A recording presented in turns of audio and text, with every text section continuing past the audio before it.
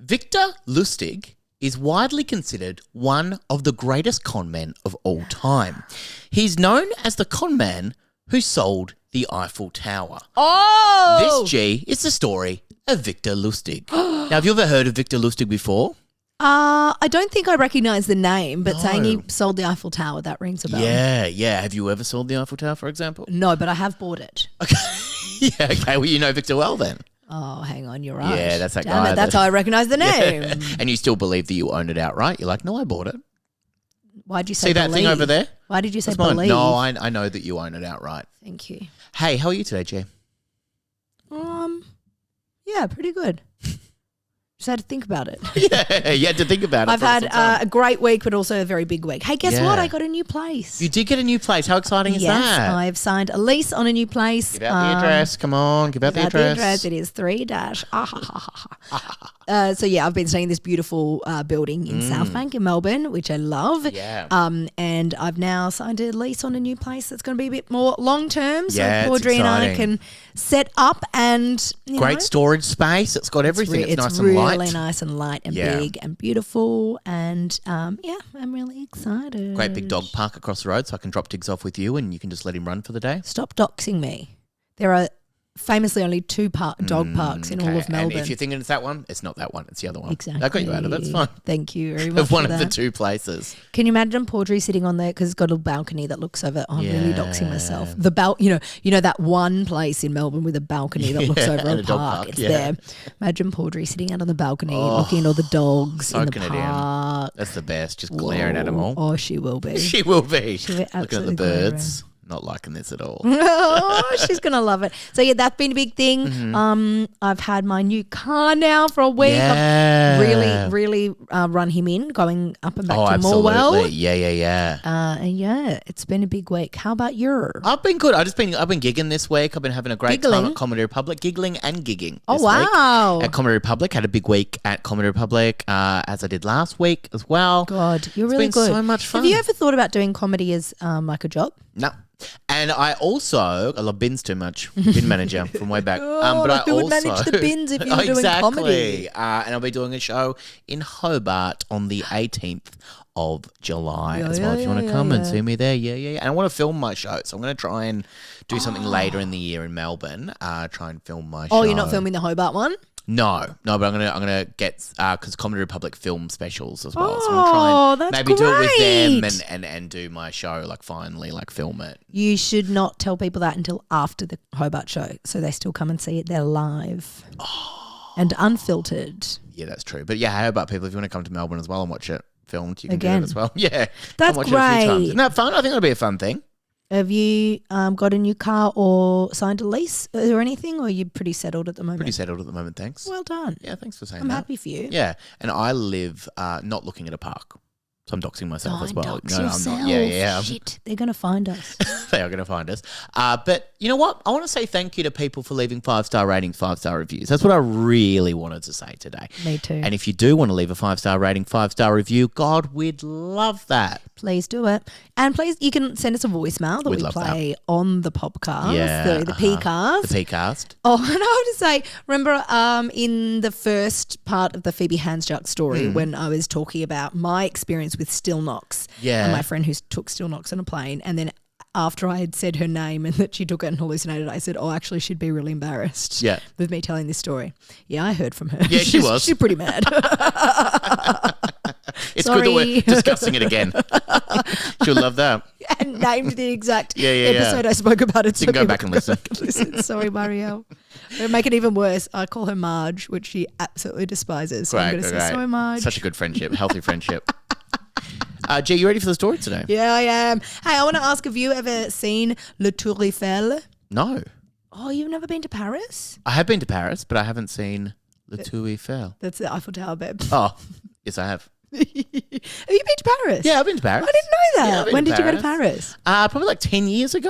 Oh, okay. Yeah, Big dog travel guy. Because you did. I did an exchange in France, but that was about 2 hours away from Paris. But I went on the weekend and I saw it there. Not the weekend just gone. Yeah. A weekend when I was doing my You're exchange in Morwell, there. a little bit different. Yeah, that's true. Victor Lustig was born on January 4th, 1890 in Austria, Hungary. He was a very intelligent young boy, born in fact, many describe him as a genius. He was born into a very poor family. Why does that have anything to do with, why does that mean he couldn't be a genius? Well, look, there's been a lot of different accounts of Victor's life because all of the accounts come from him and the accounts change over time. He's a con man. Okay. You have to remember this, right? So what we know of him has come from Victor and a lot of the stuff has been, I guess there's been quite a few different people. How did he spell the word genius? Because that might give away whether he's lying or not. And it's a TM after it. I'm the genius. Later in life, he described his parents as poor peasant people who scraped out a living in rough land in a grim stone house. They were living off the land. It is important to say here that he is the only one who has told his own story, and he was a great con man. So there are many different accounts of his childhood over the years.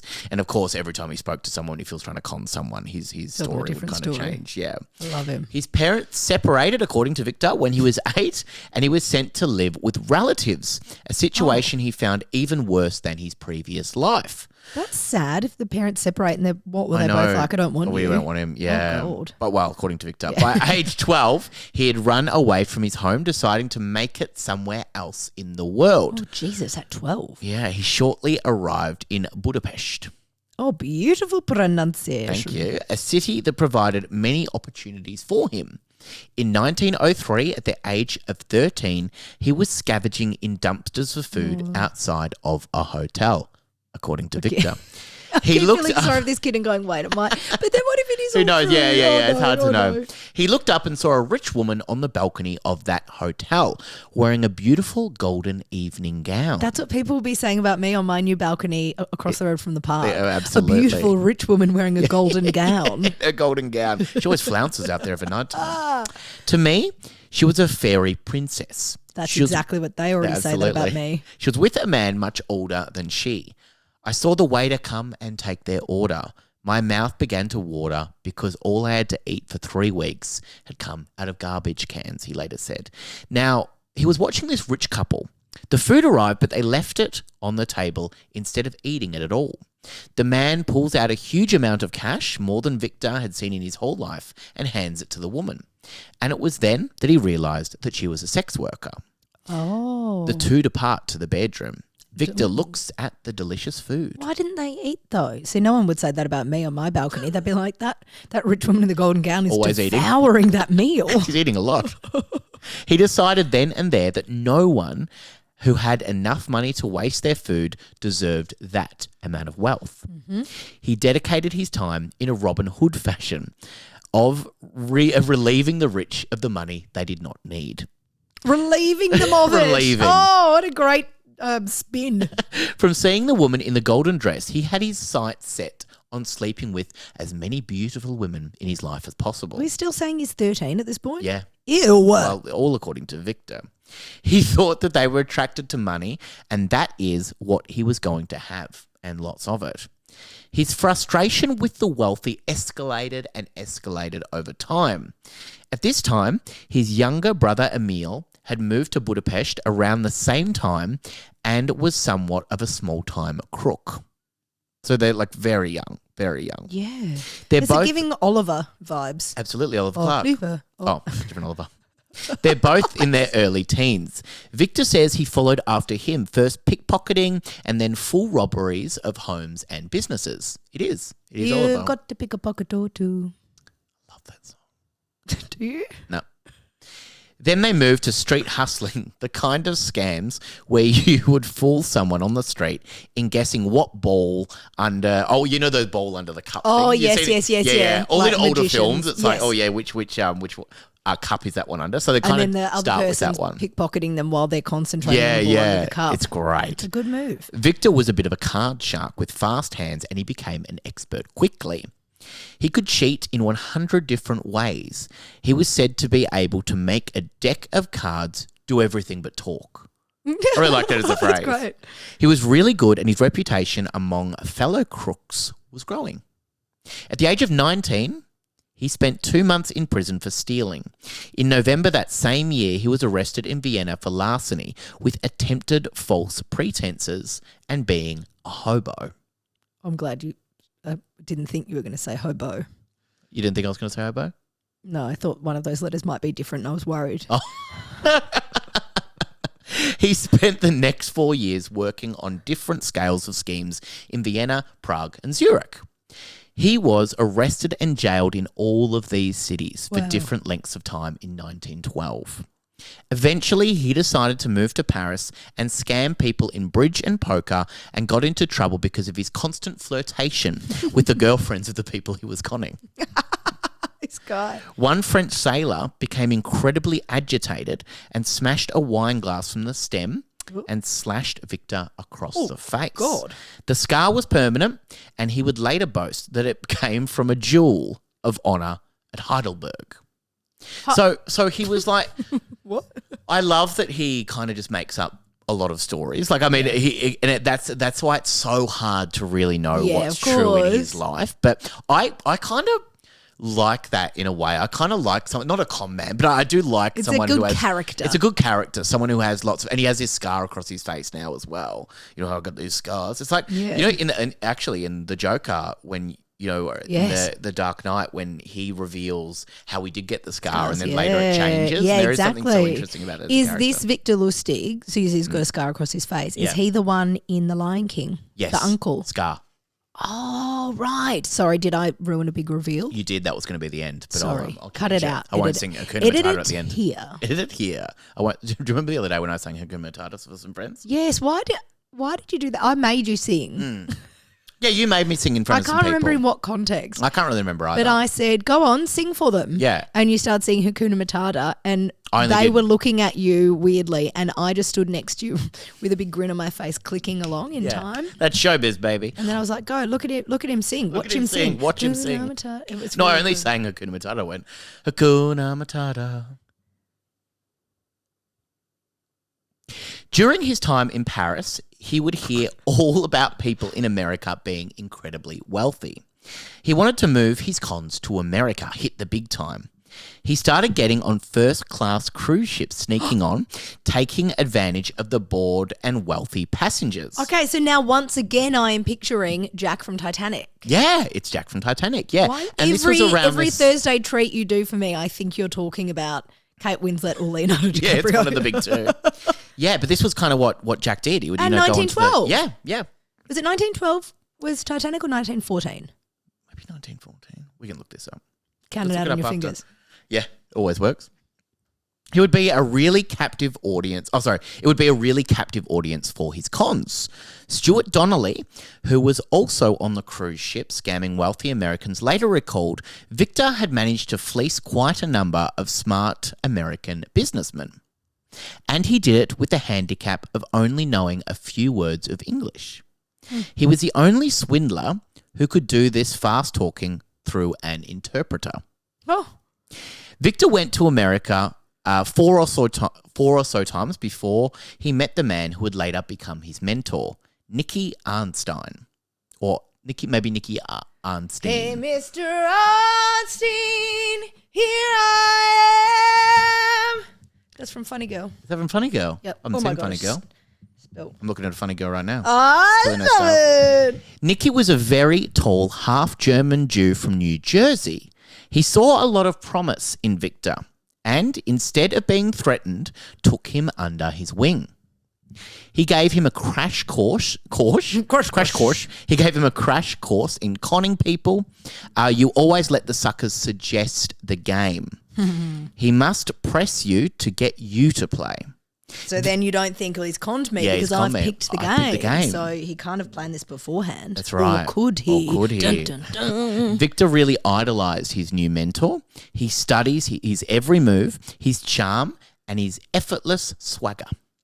Victor also started dressing in fancier clothing to put more people at ease who he would later go on to scam. It works out really well. Victor starts thinking more and more about conning. He would refine and refine each time that he did it. World War I started in 1914, and this is where we're not really sure what Victor got up to in this time. That's what's 1914. Yeah. Titanic was 1912. 1912. People have suggested since then that he was not involved in the war at all, but little is known about his whereabouts in this time. He was on the Titanic. He was on the Titanic. By the time Victor was 29 years old, he was in New York City. He had learned English at this time. He was no longer just Victor Lustig. He introduced himself to people as Count Victor Lustig. Counting all the time. He later claimed that he had been exiled due to fighting in the Balkans. He claimed he lost all his castles in a revolution. All of them? All of them, Oh, not what all a his castles. shame. He draped himself in the finest clothing, but he did not start with big scams straight away. He started with a thing called the pocketbook scam. He would befriend someone on a train. After talking for a while, they would both find a wallet, so find in inverted commas, find a wallet and work together to return it to its rightful owner. A wealthy gambler, who was also Lustig's accomplice, would offer a big reward for returning his wallet, but Lustig would tell his new friend to refuse the reward and instead let the gambler use the money in his wallet on a horse race. He and his new friend would then take the proceeds from that, which would be expected to be around $25,000. At some point during this, Victor would excite his new friend and get them to add their own money to increase the payout. At the end of the con, Victor would part by handing the person a bag that was meant to be full of cash, but was actually full of newspapers. He would walk away, pocketing it, and then give some money to his accomplice. So they're quite like thought out schemes, aren't they? They're quite complicated in a way, and there's quite a few. I don't go into all of them, but there is one where he later was printing money, like pretending to have a machine that could print money. I feel like every second episode I say this sentence, but I'm going to say it again. Very like Frank Abagnale Jr. Catch me if you can. Yeah, it really is. Victor was arrested in 1918 for the pocketbook scheme.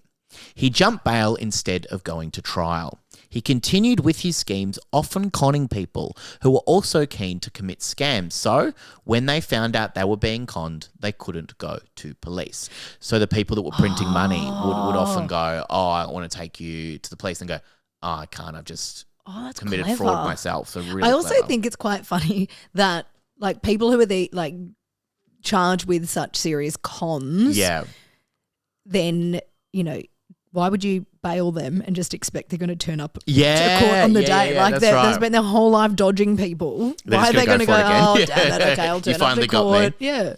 He'd been arrested around 40 times, but managed to always talk his way out of it. Oh, wow. In May 1925, Victor and his accomplice, Dapper Dan. Oh, I love this. I cannot. Sorry. That's from Annie. I'm not going to sing any more musicals. I'm sorry. When they were in Paris together, they read an article about the state of disrepair of the Eiffel Tower. The maintenance costs were far too high for local government. That's why I bought it. That's why you bought it. This sparked the idea for Victor's wildest scam to date.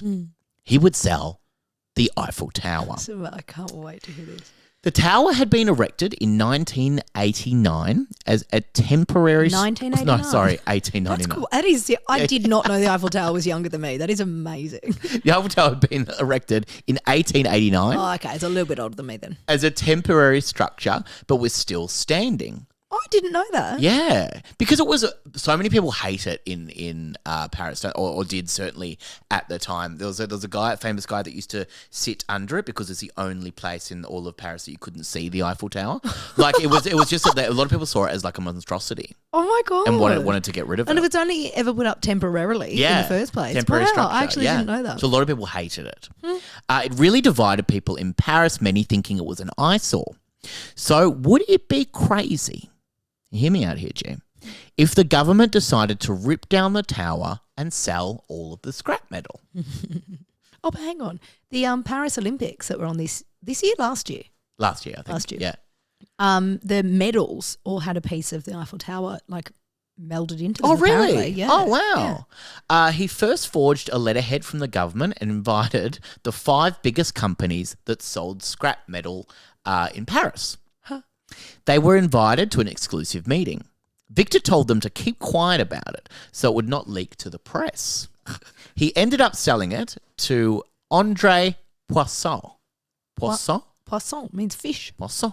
He offered it to him for a sizable kickback. The whole tower. The whole tower in scrap metal, yeah. He also got a bribe on top of selling the metal for choosing him. Oh! A scam was never reported, so he did the same thing again with different metal dealers. This time, one of the metal dealers reported him. Of course, Victor then fled back to the USA. He set to work again. He and his wife, Roberta, had a daughter, Betty, who lived with him and moved around, but it cost a lot to now afford this lavish lifestyle. He didn't tell anyone about his family, saying that he would be really worried if one of the people who had been conned then went after his family. But he also had a long-term mistress. Roberta found out about all the philandering and filed for divorce, but then, a little while later, tried to run him down with her car. Oh. So he didn't get over it so quickly. Okay. They ended up reconciling and remarrying. Jesus. Yeah, after the car. Oh, my God. Okay. Then they later divorced, again after finding out that his mistress was lodging in the same hotel as hers. Victor was always looking for new tricks. He set out to scam Al Capone. Never go down well. He said that he would invest the gangster's money. Al Capone gave him $50,000. Victor put it in a bank account, left it there, and then came back telling Al Capone the stock market had crashed and he lost everything. He then said that he would give $50,000 out of his own pocket because he felt so bad about it. He did, and Al Capone rewarded him $5,000 for his honesty. So Al, as I call him, as I know him, Al's given him $50K. Yep. He's put that in a bank so that'll create interest. So he's making the money on the interest of that, but then also has made another $5,000 on top as a thank you from Al. Yeah, exactly. Yeah, so quite a good scam, really. The next con was counterfeiting. He circulated $1 million worth of fake money. Whoa. The Secret Service started to pay attention to him. They were able to trace the money back to Victor. By now, Victor was traveling with a trunk full of disguises, including a rabbi disguise. Oh, my God. The agents found him in a hotel in New York. He was handcuffed. An agent said, "You must be the smoothest con man in the world." Is he what that Michael Jackson song is about? That's right, Smooth Criminal. You've been hurt by, you've been a smooth criminal. Victor, Lustig. That's good. I actually never realised that's why the words Victor Lustig were in that song. Heaps, actually. Victor replied, "I wouldn't say that. After all, you have conned me." Aye. He was jailed in New York. No one was keeping count of the bed sheets in jail. Hang on. He had stashed enough to fashion a rope. In 1935, he cut through the wires in the washroom and broke free. Oh my God, this guy! In case onlookers were watching, he had a hanky and was pretending to wash the windows of the jail. He bowed to his audience when he landed on the pavement. Oh my God, I love him. And don't condone crime. And breaking free. Stop. No, stop talking. You know that's from musical I Want to Break Free by Queen. I know it well. I'm so sorry. I'm so annoying. He did not evade the police for long, though. FBI agents found him ducking in a car driven by a chauffeur. The feds got in their car and gave chase. The agents rammed their car and arrested him. Oh. "Well, boys, here I am," said Victor. He was sentenced to 20 years in prison in Alcatraz. In San Francisco? Yeah. And who else was there? Al Capone! In 1946, he filed 1,192 medical requests. Oh. Eventually, he was transferred to a medical hospital. No, he wasn't conning this time. Oh, he wasn't. He died from pneumonia. Oh. His death certificate showed his profession as apprentice salesman. Oh, my God. That, G, is the story of Victor Lustig and the man who sold the Eiffel Tower not one, but twice. Oh my God. Not one, but twice? Not once. No, you nailed it. Twice. Thank you for saying that. Oh my God. What fun? a story. Yeah. I don't know what it is about these conmen stories. I know. Again, same with Catch Me If You Can. That is one of my favourite movies of all time. It's a true story. There's something in us that like you can't help but kind of like it. I know, like, respect them. yeah. Especially when it's, I guess it's sometimes from the wealthy, you're kind of like, there's something in us sometimes. It's like I don't agree with the scams, but there's something about the story of him like just keeping on going and thinking of new things. Yeah, and like bowing when he gets out of prison. That's fantastic. And I love that he went to Alcatraz with Al Capone. Yeah, because I forgot that was a prison that they would send the worst people to. Yeah. That's why I was like, hang on, why was he sent to prison in San Francisco? But it was because they've sent him to the most maximum security. Exactly. You know, Trump wants to reopen Alcatraz. Really? Yep. How long? I wonder. I'd like to look into the story of Alcatraz, actually. I think that'd be such a fascinating thing. Have you been there? I was like, no. Oh, I've never been to America. Oh my God, that's right. I keep forgetting that. Yeah. I'm going to America next month. I know. Thanks for the invite. I'm going to Miami, bitch. That's another song. Yes, I wasn't. It's a musical by Red Foo. Yes, that's right. Oh God, I'm a Foo head from way back. I'm a Foo fighter. Imagine saying that guy. I'm a Foo fighter. Oh my God, I love Dave Grohl. Also Red Foo. No, Red Foo. I fought him once. And I won. Hey, are you ready for some goddamn emails? Yeah, hey, no, thank you. First of all, thank you for telling me that story. I loved that. You're really good at the Thursday treats. I love a Thursday treat. Oh, me too. I'm a big fan of them, actually. I love that. Are there any pictures of Victor? There's photos of him. Let me have a look right now, actually, and see if there's actually photos. Well, there must be. If he was in Alcatraz, I've probably seen pictures of him. Yeah, so you can tour Alcatraz now. It just it blows my mind that was... I know. Actually, where people... Yeah, and apparently Trump wants to reopen it. That's wild. Of course he does. Victor Lustig. And I should be careful talking about Trump when I'm going to America next month, shouldn't I?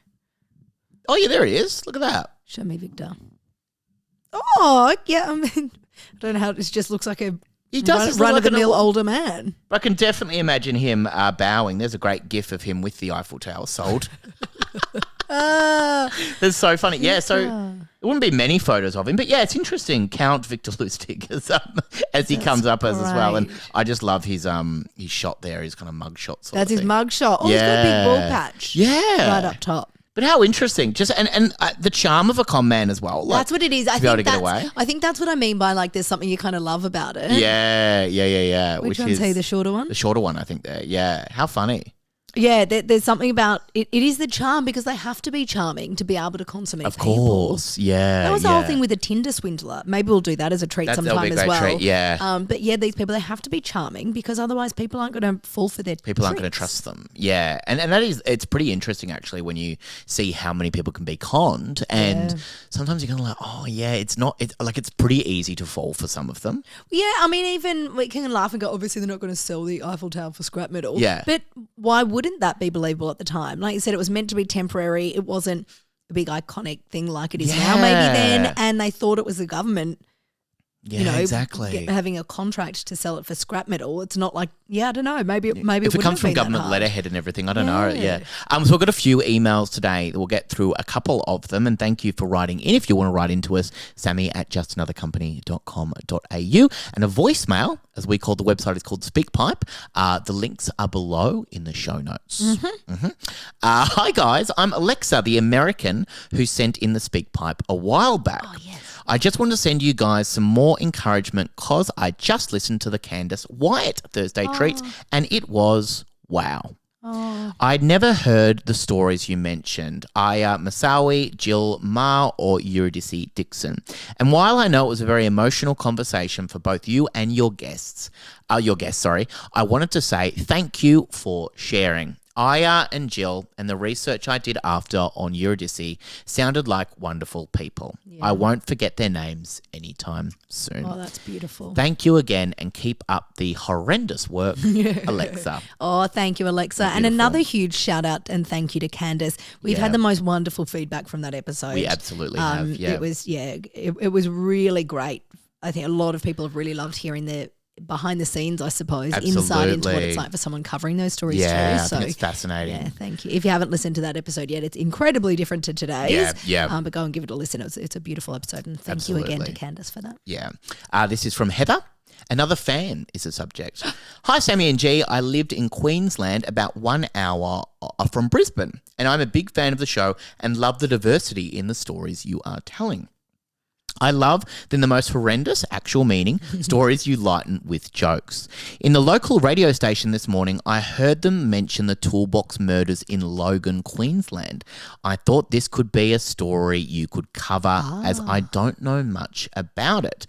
Thank you for your time and devotion into sharing these stories and your lives with us, Heather. Thank you, Heather. Have you heard? I've heard of the toolbox murderer who's in the UK, but I haven't heard of the toolbox murders in Logan, Queensland. I don't think I have either. Let me look into that for you, Heather. That may be one of our upcoming episodes. Yeah, absolutely. Let's do a bloody few more. We've got this one. Bloody few more. We've got Elise, 5-star rating, 5-star review, which we bloody love.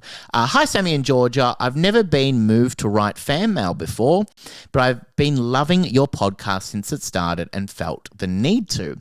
I've been a long-time fan of Georgia since the Bachelorette days, but I must confess I had not heard of Sammy before this pod, and that is a goddamn crime. It is. Especially as I've since discovered that we have some mutual friends. Who are they, Elise? I'd love to know. Is it Oliver goddamn Clark? Oh my God. Talking about the Winnebago man, which we'll do next week. At least now I have the whole backlog of confessions to listen to when I'm waiting for the next Not Another Crime podcast episode to drop. I'd like to hear you cover the story of Rachel Barber. I went to school with the victim and perpetrator, and Rachel was as beautiful and sweet as everyone says. It's a true tragedy. Yeah. I have a Paudry peeve that follows on from George's one about the hand dryers that are placed at the wrong height. But it turns out I have said twice. That's how much it peeves me. I hate when the hand dryers blow out cold air instead of hot. Yes. They don't do a damn thing. I can't wait to hear more from you both and see how your pod continues to grow. Cheers, Elise. P.S. Here's a totally useless fact that absolutely no one will find interesting but Georgia. My great-grandfather's name was Alexander Hamilton. Cue Georgia singing Alexander Hamilton. My name is Alexander Hamilton. I'm the A-L-E-X-A-N-D-E-R. We are meant to be a colony that runs into... I'm so sorry. I literally said earlier amazing. I'm not going to do that again. Hey, Elise... Thank you so much. I love you. Love your grandfather, obviously. Right, the Rachel Barber story. We actually have mentioned it on here before, and what we've mentioned is me saying I definitely want to cover that story one day. That is one of the stories that, and don't look it up because I do want to tell it to you.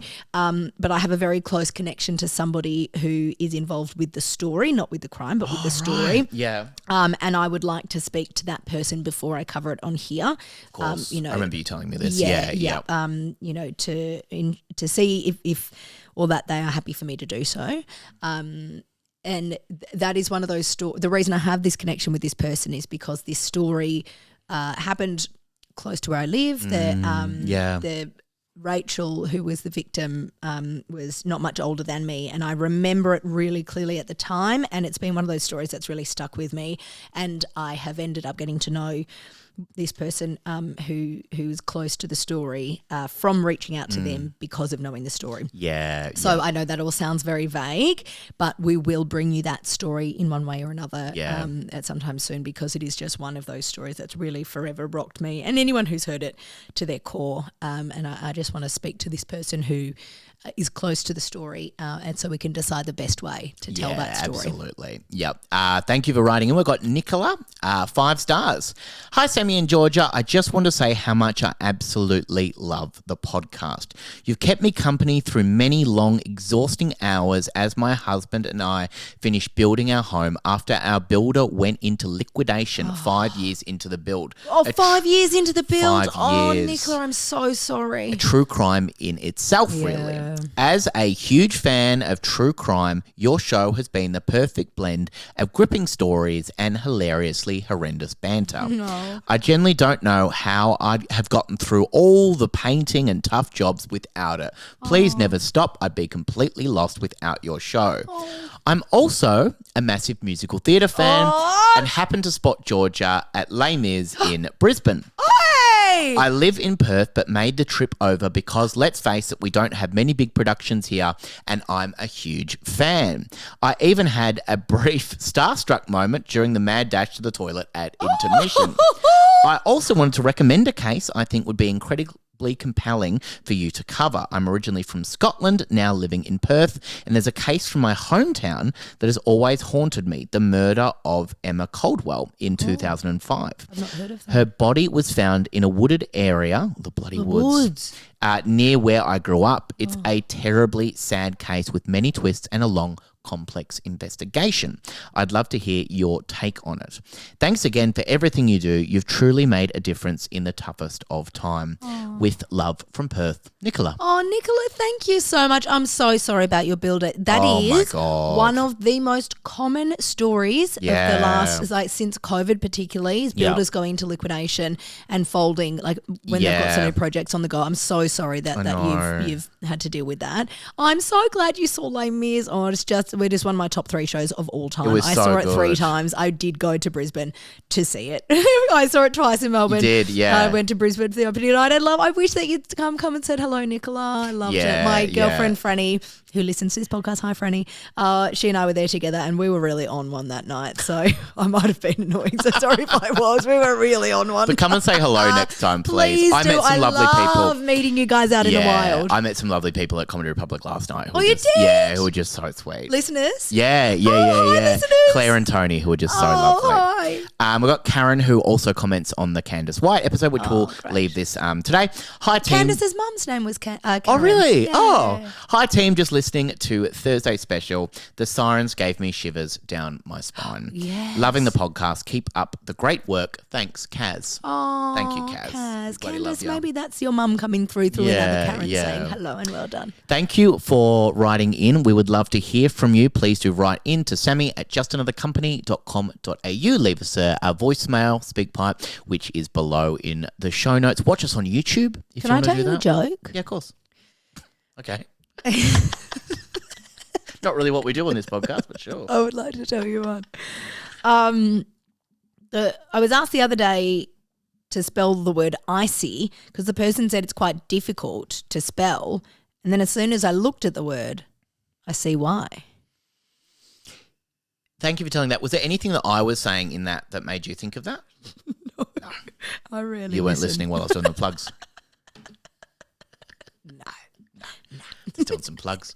Leave us a 5-star rating, 5-star review. Thank you to Oliver Clark for doing the theme music and Tamsin Hayes for doing the artwork. G-Love, can they goddamn follow us? Yes, they can. On Instagram at Not Another Crime Podcast and on TikTok at Not Another Crime Podcast. And also you can watch our full episodes on YouTube. Yeah. And who knows at this point if there will be a verdict when you're in Morwell when this comes out. Maybe, maybe not. Franny, who I just brought up before, messaged me on what was day 6 of deliberations saying, I'm just catching up with the latest Not Another Crime Podcast episode. Yep. You started it by saying, by the time this comes out, there'll probably be a verdict. And then she wrote, ha, ha, ha, ha, ha, in capitals very long. So I was like, yeah, very funny. Very funny stuff. Yeah, well, you know what? As soon as there is a verdict, we will speak about it on this podcast. Yeah.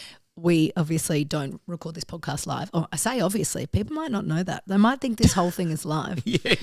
So when there is a verdict, we will record something about it and we will update you guys on, I mean, you would have heard it in the news by then, but I'll update you on, my side of it from being there covering the verdict for news. Absolutely. Whenever we can. Do you want to tell me a joke?